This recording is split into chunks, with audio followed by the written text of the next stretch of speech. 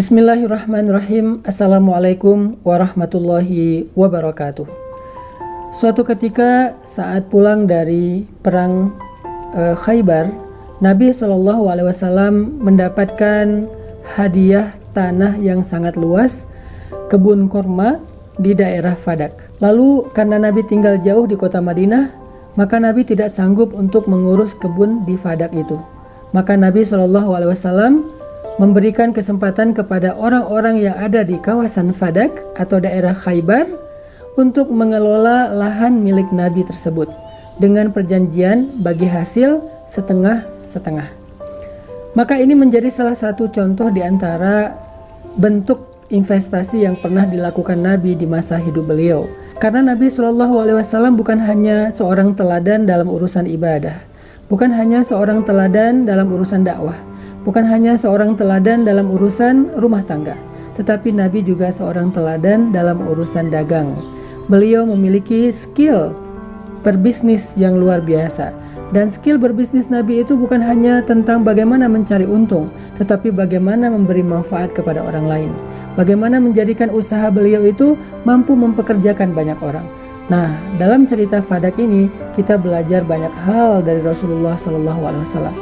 Sebetulnya Rasulullah SAW bisa saja meminta seseorang untuk mengurus kebun beliau di daerah Fadak, lalu membayarnya secara rutin, sehingga keuntungan beliau lebih besar daripada meminta kepada penduduk di daerah Fadak itu mengurus kebun beliau.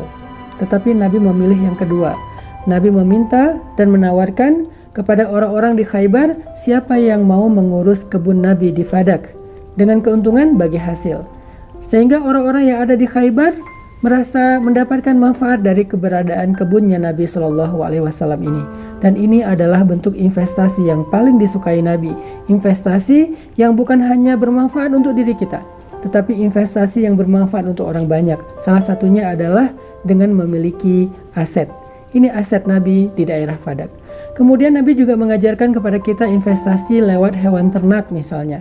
Karena Nabi sejak masih berusia belasan tahun sudah menjadi penggembala yang biasa mengurus ratusan bahkan ribuan ternak. Nabi SAW juga punya ternak sendiri dari hasil usaha beliau, dari hasil menabung beliau, sehingga Nabi memiliki ternak yang cukup banyak, apalagi setelah Nabi menikah dengan Khadijah radhiyallahu anha. Bahkan setelah Khadijah wafat pun Nabi masih memiliki banyak ternak. Nah, apa yang dilakukan Nabi dengan ternak-ternak itu? Nabi mengembangkan, Nabi membuat sebuah usaha peternakan yang luar biasa, sehingga Nabi bisa mendapatkan panen dari ternak beliau setiap waktu. Setiap bulan Nabi bisa panen dari ternaknya, baik itu dijual ataupun diambil dagingnya. Di antara cerita ketika Nabi panen dari daging ternak-ternak beliau adalah saat Nabi SAW mengirimkan daging hasil panen ternak beliau kepada keluarga besar ibu susu beliau, yaitu Halimah dari kabilah Sa'di atau Halimatus Sa'diyah. Nabi membagikan daging dari hewan ternak beliau kepada keluarga Halimah Sa'diyah, sehingga dengan begitu mereka mendapatkan manfaat dan kebaikan dari aset ternaknya Nabi SAW. Nabi juga pernah memberikan daging dari ternak beliau kepada keluarga besar Khadijah, keluarga besar ibunya Aminah, begitu juga dengan yang lainnya. Di sini kita belajar bahwa ternyata salah satu di antara investasi yang disukai oleh Nabi itu adalah investasi lewat usaha peternakan, baik onta ataupun domba. Di kita mungkin ada sapi, ada kambing, ada domba, ada ternak ayam dan seterusnya. Semua itu adalah cara mencari rezeki yang halal yang disukai oleh Nabi SAW.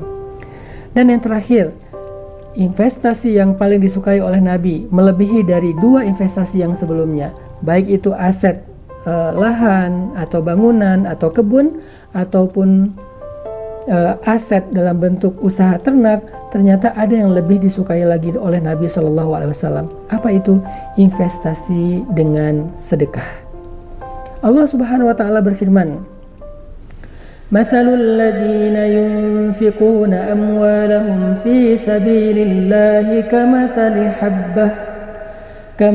habbatin ambatat sab'a sanabila fi kulli sumbulatin mi'atu habbah wallahu yudha'ifu liman yasha wallahu wasi'un alim.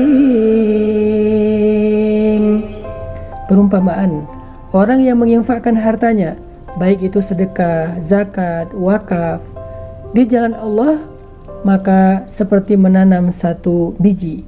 Kemudian biji itu menumbuhkan 7 tunas. Kemudian 7 tunas itu masing-masing memunculkan 100 tangkai. Maka begitulah berkahnya investasi lewat sedekah atau infak fisabilillah. Jadi buat siapapun di antara kita yang senang berinvestasi, apakah dengan menabung, apakah dengan membeli aset, ataukah dengan investasi dalam satu usaha bisnis, maka jangan lupa sesungguhnya ada satu investasi yang lebih baik dari semua itu. Dzalikum khairul lakum, lebih baik dari apapun investasi-investasi duniawi, yaitu investasi lewat infak ataupun sedekah di jalan Allah Subhanahu wa ta'ala. Sehingga keuntungannya pasti, kerugiannya mustahil, karena Allah Subhanahu wa ta'ala sebaik-baik yang memberikan balasan kepada hambanya. Barakallahu fikum.